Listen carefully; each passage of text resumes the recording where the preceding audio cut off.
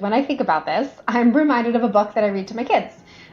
It's called A is for Amazing. Each page is about an amazing woman in alphabetical order who's made an impact on the world. And the page that stands out for me that corresponds to this question and that stands out a lot for my littles is about Emmeline Pankhurst, who was a leader in women's suffrage in Britain. The picture in the book shows her with the police. So my youngest daughter always gets concerned. She's like, oh my goodness, the police are coming for her. Why is she in this book, right? And so I've read her Emmeline's quote, which is, we are here not because we're lawbreakers, we're here in our efforts to become lawmakers. And then explain to her that sometimes we need to be brave and use our voices if we think something is wrong or something needs to change. And so that's my advice to you. Be brave, put fresh ideas into the room. Change doesn't happen on its own.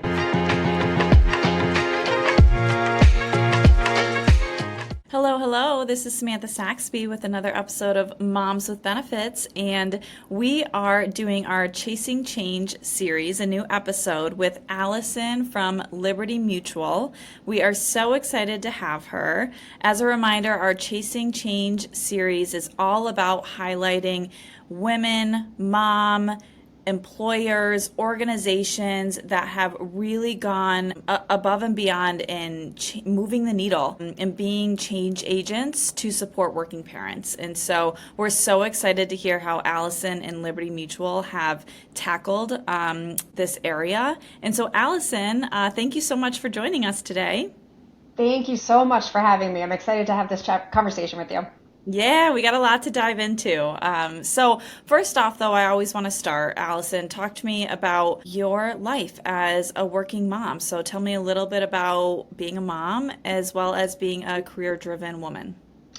Yes. It's funny, we talk about the blend of those two things quite often. It's never a balance, right? It's just a blend. And I've learned that so much since becoming a mom about 7 years ago. But let me actually start a little bit earlier. So I started at Liberty 21 years ago. I've only ever been at Liberty. My whole career has been there. And I have held various roles across our finance organization. We're an insurance company, so we offer personal lines insurance. So think your car insurance, your homeowners. We also offer commercial and specialty lines, so think about the insurance that a business might need. And for the last 3 years, I've been the CFO for the part of the business that does that commercial and specialty insurance across the globe, which has been an incredible role and really exciting, but it is kind of a big job. And so, again, trying to find the right blend of time and balance has been really important for me. Another critical thing that I do at Liberty, and I get a lot of joy out of doing, is that I serve as the co-chair of the careers committee for our women's employee resource group, which we refer to as we at Liberty. And so I love that as being a nice way to really support women in the workforce and working moms as a part of that group as well. Outside of Liberty, I chair a nonprofit board called Girls on the Run Greater Boston, which supports children predominantly in grades 3 to 5, really combines physical and mental health coaching and awareness. And I like to think of it as supporting our future women leaders. So it gets me really excited. But I think the most important title that I hold is that of mom. And so my husband and I have 2 little girls. I have Lila, who's almost 8. She's just started 2nd grade. And I have Ava, who's 5, who just started kindergarten. And throw a puppy in there as well, who's a year old. And so we have a pretty busy personal side of our life as well. But I wouldn't change anything. Amazing. Thank you for sharing. You certainly have a lot of passions that extend beyond, just family and work. And so excited to hear even more about what you're doing. So let's dive into the employee resource group that Liberty Mutual supports. So you mentioned it's called We at Liberty. So tell me more about We at Liberty. Yeah, We at Liberty is one of our longest tenured employee resource groups that we have. We stood it up in 2015, so almost 10 years ago. And today we have over 9,000 women and allies in the U.S. within our community, which is just incredible reach across our enterprise. Some of the goals of our ERG, and not just we, but all of them really, are about creating inclusive spaces that foster connections, that uplift and empower women and allies through career development opportunities, different programs that we offer, and then mentorship, which is something I feel really passionate about. And we execute on these goals through several different subcommittees that support our members. So a couple of the examples would be Pathways to Parenthood, which is a group dedicated to connecting parents and caregivers. We have a Women in Technology community where members can share experience with other employees who are in that field. And then we have a space to engage men as allies, which is the name of that subgroup, because we know this is about getting everyone together working towards common goals. Awesome. So just to clarify, your employee resource group, We at Liberty, is focused on supporting women, and then under that you have men as allies, I heard, but a large path of that is, or large chunk of that is the path to parenthood, and that's supporting new parents and caregivers. Is that right? Yes, Pathways to Parenthood is one of our newer but also largest kind of subgroups, really focusing on a subset of our members to provide that support that's needed. And I love that you called out the men as allies. All of our ERGs, so whether it's the women's ERG or our Asian and Asia Pacific ERG, we have several resource groups. We encourage other members at Liberty to be members of those groups as allies. And so for the we community, we really focus on men as allies to think about how we can all work together as this diverse organization to achieve the goals that we're aspiring to achieve. Yeah, awesome. Love to hear that. That's certainly interesting and not something that I've heard a lot of ERGs doing. So that's great. So tell me, Allison, then what is your role within We at Liberty? Yeah, so I serve as co-chair for the Careers Committee, and I joined around 2016. You know how you have moments in your life that you can just remember vividly? This is one of them for me. I can distinctly remember where exactly I was sitting when I got the phone call to join the We ERG in this Careers Committee capacity. And I think part of the reason that I remember it so vividly is because I took a beat to think about what that might mean for me. I really, admittedly, hadn't thought a lot about needing a support network through an employee resource group as a woman. I've learned two things since that moment. One is that my experiences as a woman are just not the same as what others might have experienced. And the second is that I was just wrong. That network of support is really critical. It's critical to me today, and it's become even more critical to me since I've become a mom. And so I'm so excited that I was asked to join. Being a part of We has been one of the most fulfilling aspects of my job. If I double click a little bit on what being co-chair means, so I've had the opportunity to implement our mentorship program, which I mentioned earlier.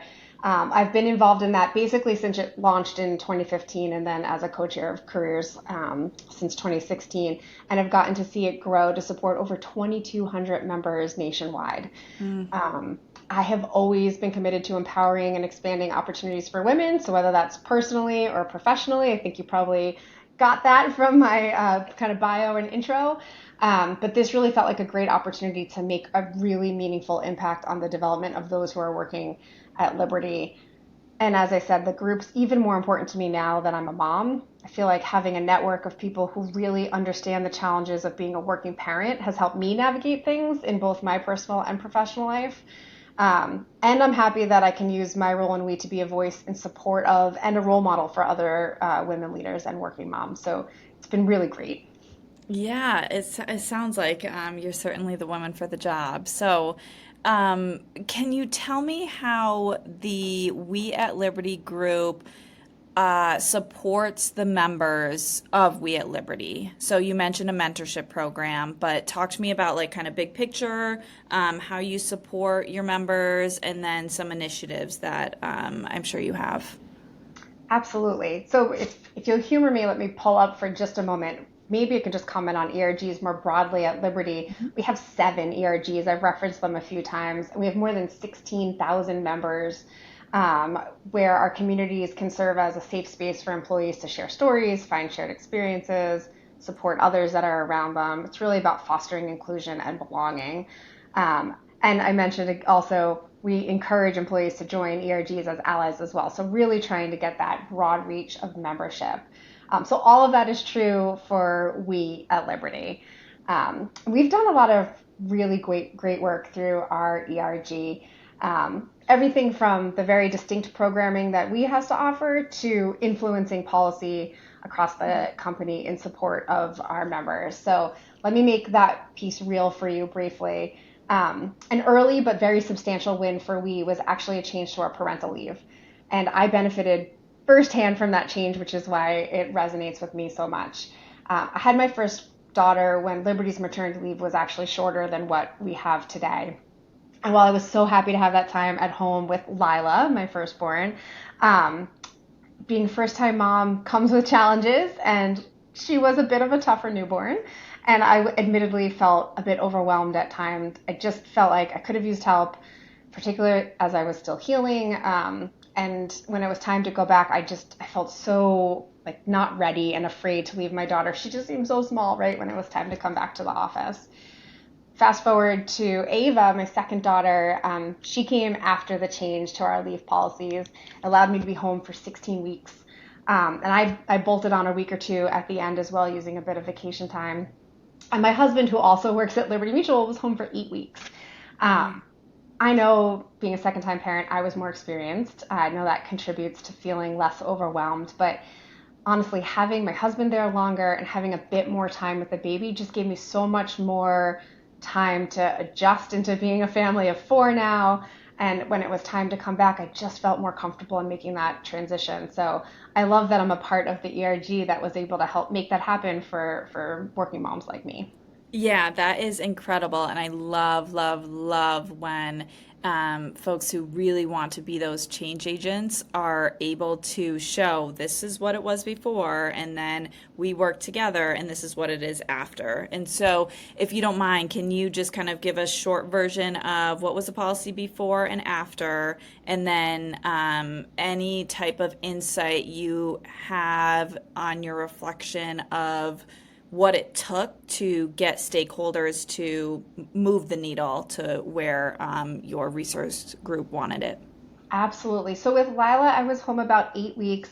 As an individual, I wound up staying out about 13, but that was a combination of, leave and vacation time that I utilized. So I did stay out a little bit longer, but some of that's unpaid, right? So that's a challenge for many folks. And now 16 weeks paid leave with like my husband being able to also stay home for 8. His changed significantly. I think his was 2 with my first daughter, and increasing that to 8. That actually almost made more of a difference, quite honestly, than my own leave. So huge change. A lot of how those changes come around. So we used 2 ears first, right? We have 2 ears, 1 mouth. So we used our ears first in that ratio and listened to what our members were saying and what our members needed. We have a lot of women who are a part of this resource group who have firsthand experience like me, but we also needed to hear from our broader member base, what would be of most importance to them. And this parental leave just kept bubbling to the top. And then it took a lot of research and a lot of analysis to support the business case to bring that to our senior most leaders at Liberty, recommending and proposing that we create some change around parental leave. And so a small group of team members from We brought that to our head of talent or human resources. We brought it to the broader leadership team. We tried to understand the cost. We understood the benefit. And once we were able to kind of put all of that data in front of our leaders, I feel like it was, I'll say easy. It wasn't easy, but it was easy enough to understand that it was time for Liberty to change. Yeah.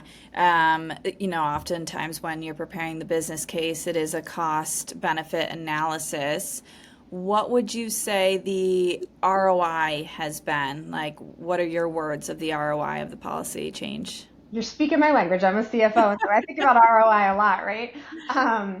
I mean, it's been incredible. I think the fact that Liberty has demonstrated such a willingness to hear what its employees' needs, and to respond, right, and support employees, whether it's through this kind of parental leave or in other ways. I think about coming off recently of COVID, right? We were there for our employees in many different ways through that as well. The return is hard to measure because you see we don't have people leaving Liberty as much. We have less turnover, quite honestly. We have engaged employees who are happy to be here. They feel supported. They have a really strong network. I mean, having a engaged workforce that is not turning over, is not voluntarily leaving, it's hard to put numbers to that, right? Because the cost of having to train and retrain and Mhm. you lose a little bit in terms of culture, right? When you have large transitions of your workforce. I just think it's been incredible. We look at it as a competitive advantage as well. I think we attract great talent into our organization because of some of these benefits, and we retain great talent in our organization for the same reason. And that's a huge advantage we have on others in the industry. Hmm. Yeah, I believe you wholeheartedly. I also think what a beautiful story it is that you had a group of employees that listened, that saw a need for a change, that prepared the business case, and that business leaders listened and then enacted that change. Like that is powerful, right? Organizations, I think, serve their employees, right? That's who's, Absolutely. the heart of the organization. So yeah, so wonderful, wonderful story there. So thank you for sharing. Of course. So let's move on to, like, you mentioned the mentorship program that you had. Are there other things that you mentioned before we dove into the policy change?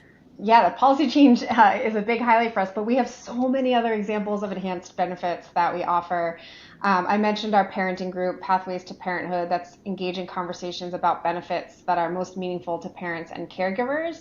And so, another example of hearing our members, Liberty Now offers a new fertility education tool that's free for employees. In 2023, we also updated bereavement leave policy to provide up to 5 days of paid time off for employees and partners who have experienced pregnancy loss. Mm. So I went through that. Anyone that's gone through that knows that those are a hard couple of days to get there. It takes longer than a couple of days, but having the company recognize that, I think, speaks a lot to the support for members. Um, and then we offer maybe two others that I would call out. One is FlexPath. I think this is an incredible program for us to highlight.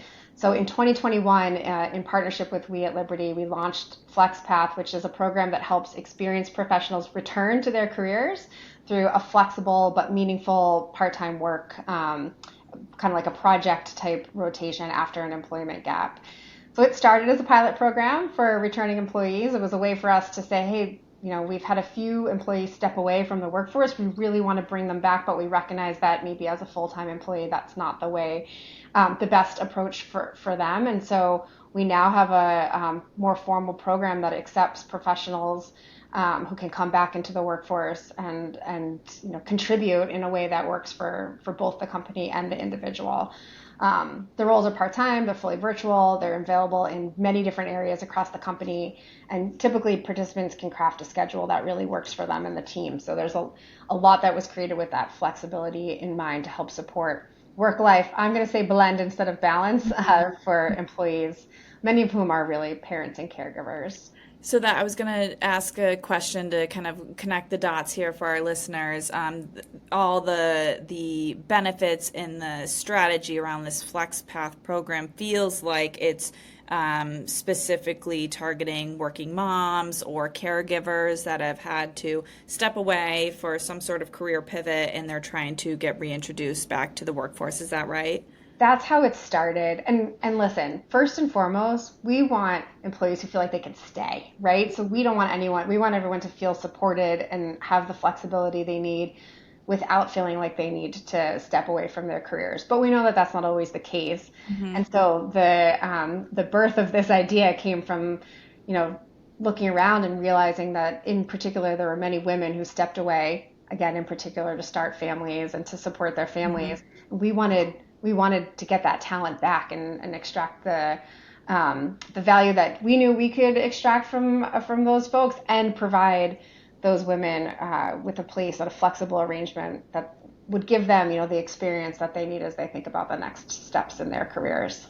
Yeah, absolutely. I love it. And so, for those that are listening, would they have had to be a former employee or could they be new and that could be a path for them? We have a lot of mom listeners who are trying to, increase their work slice of pie, if you will, in life. And so, is that an option for them to look into? It is. So today the program accepts professionals who haven't previously been with the company as a great way to just get your foot back in the door. Awesome.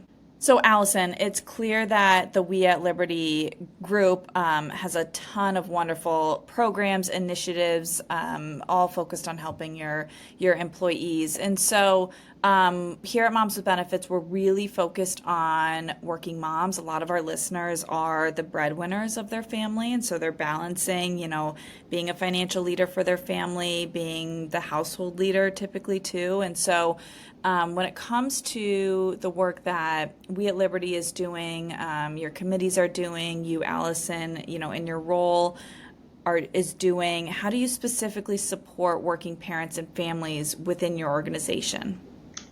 Geez, everything that you just said really hits home for me too. So I understand what your listeners are experiencing. I'm experiencing it as well. And Liberty and we offer a huge range of benefits, tools, and community, quite honestly, to provide the support for employees that they might need to succeed both inside and outside of work. So maybe I'll touch on three areas. So one would be events and programming. Um, so we at Liberty, we host a ton of events and different programs year round that are open to all of our employees. They touch on a variety of topics that are important to parents and caregivers in particular. So we do programming on fertility education, caring for aging loved ones, caring for children. This year we reintroduced Bring Your Kids to Work Day, which was a really fun event for children and a fun introduction for kids to see a day in the life of their Liberty parents. And then we weave in the topic of working parents across so many of our other events, including different panels where we're highlighting women leaders at Liberty.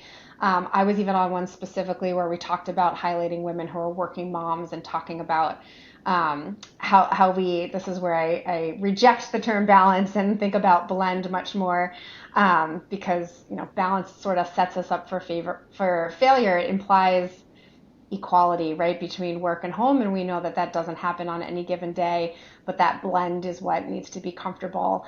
And so we talk about that a lot, and we've offered programming through mentoring and some other programs that really focus on supporting working parents. So that would be one.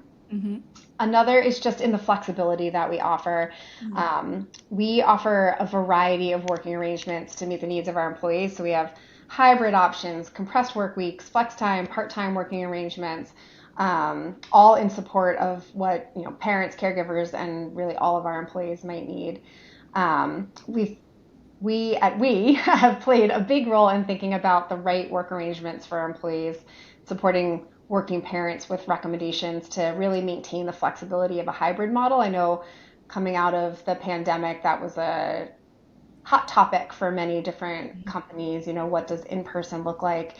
And so the way we supported our employees was by we hosted several listening sessions. We brought in speakers who are experts in different work arrangements and what that can mean for your employees. Really just collected feedback. And I think we made a big impact by influencing the decision. So as a result, our in-office policy is one of the most flexible that I've seen. We have 2 in-person days per week for most folks who are near one of our major campuses, but we have flexibility in what those 2 days might be, and then even in the hours that you're in. I'll make it real again. I take advantage of this. I am always working my calendar to make sure that when I'm in person, it's for the most valuable things that need to be happening in person at Liberty, and then I'm home for those most important events in my kid's life. And then from time to time, I leverage those flexible hours. Sometimes I commute in really early in the morning. For my family, that's what works. I'm not really a part of the morning routine anyway. My husband handles that. But sometimes I'll try to leave a little bit earlier in the day so that I can be home for the part of the day that means the most to my kids for me to be there, which would be dinner, baths, and bed. So that flexibility is hugely supportive to our members. And then the last piece of this would be around benefits. So we offer a number of resources to support parents and caregivers. We have free membership to a caregiving service, as well as 10 subsidized backup care days to help employees find care providers for their kids, for elderly parents, relatives, even pets. Our family used one of the large caregiving services to help us find our nanny. And honestly, we would be absolutely lost without her. She is a core part of our village. And so even just having access to these services helps parents just a little with all that they have to worry about, and it makes a huge difference. And then finally, we offer free virtual visits with mental health counselors through our employee assistance program.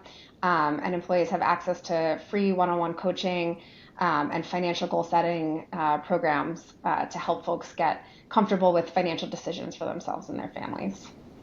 Wow.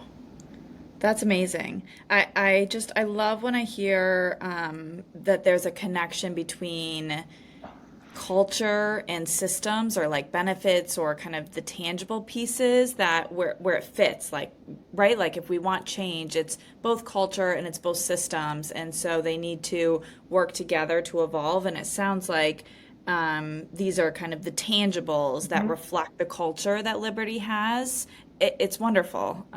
It's really wonderful. And then, putting their money where people are wanting it to be put. So awesome. So, Allison, when we think about all the work that you're doing, how would you define success when it comes to we at Liberty? And I'm in your broader organization too, but Allison, I'm very interested to hear your perspective because you are a CFO, and so ROI land, right? That is your world. So, how do you, Allison, how would you communicate the definition of success here? Yeah, and it's interesting because some of these things are hard to put like a fine point measure of success in place, but we certainly define our success by looking at things like, is our membership continuing to grow? We're a global organization. You heard me quote a lot of stats on this call, and I said a lot of things like nationwide or in the US. We really want to make sure we're expanding that global reach. Doesn't mean there aren't resource groups in some of our local international operations, but really trying to drive that connectivity across the globe will be something that we'll continue to do and will help us define success. Um, we are constantly surveying our members to make sure we're gathering feedback about what is most meaningful to them, making sure that we have programming or forums to address topics that are top of mind for our members. And then whenever we have one of those kind of events, we always ask for feedback after the event. So we're looking for, you know, low 90s, high 90s satisfaction rates, right? So we want to make sure if we're hosting events and people are, giving the time to be a part of them and to be in the audience listening, that they're very meaningful. We are always in the mode of continuous improvement, particularly with our mentoring programs. It's a pretty mature and tenured program, but again, we want to make sure that anyone who wants to be a part of this community has the opportunities. So we look at ways to, again, expand access to the mentoring program and making sure that throughout the year of the program that we're hitting the topics that are most meaningful for our employees. And then we look at coming out of those programs, how many facilitators do we have who want to come back? How many mentors are recommending other participants? How many mentors are seeing progress in their careers? And sometimes we'll do kind of one-off interviews to see if they thought our mentoring program had any impact on that career advancement. And we do see that connectivity, which is always helpful for us and exciting for us to see. And then finally, we always pressure test our policies at Liberty with our members to find opportunities for us to support our employees even more. And, those needs change pretty frequently. So we're never in that set it and forget it mode. Hmm. Talk to me. You used a phrase, pressure test. Expand on that. What do you mean by that? Yeah, so I'll give you, maybe I'll just pull on the flexibility and the post-pandemic thread that I've been putting out there a few times. I mean, I've been at Liberty 21 years. So for the first, most of that tenure pre-COVID, I was in office 5 days a week. That's just what I knew. So when I had my first daughter, I was in office, 5 days a week with the commute, probably 10 plus hours away from home. Pandemic taught us something that we didn't know, which was, hey, we can do this virtually. Hmm. But then the pandemic was over. There was this, come back to work movement. And we realized that our original policy of being in office, 4 to 5 days a week might not be the right policy anymore. And so we started talking to our members, hey, what's bubbling for you? And a lot of it was about return to office and the commute. And I know my kids got used to me being home. So even though I had been gone before and they knew that, things had changed for them, right? And they had changed for me. I knew that there were things that I had missed before that I didn't have to miss anymore and I didn't want to miss anymore. So that's that, things change over time. So your policies don't always carry forward. So that's a good example of a place where as the ERG, we started to listen to our members and realize, hey, our in-office policy is something that really needs to be reviewed, revised, and we can come back with something better and enhanced based on what we know today. I think I mentioned earlier around pregnancy loss was another policy that was a recent change that we made. That's another pressure test. Hey, our members are feeling like they're not supported during that time. And one of the concerns is just needing a little bit of time away from the office with loved ones, right, to work through the grief that is pregnancy loss. And so that's another pressure testing that we did. Hey, would that be really helpful? Is that something that you would benefit from? Is it something the company would ultimately benefit from by showing up for employees? And we realized that was the right step forward. Yeah, wonderful, wonderful examples. Thank you for bringing those up again. So, all right. So you have gone through a ton of wonderful examples, and it's truly quite inspirational, the work that we at Liberty has done for the women, for the caregivers, for the parents, for the men as allies. I mean, all the folks that are represented by the We at Liberty group.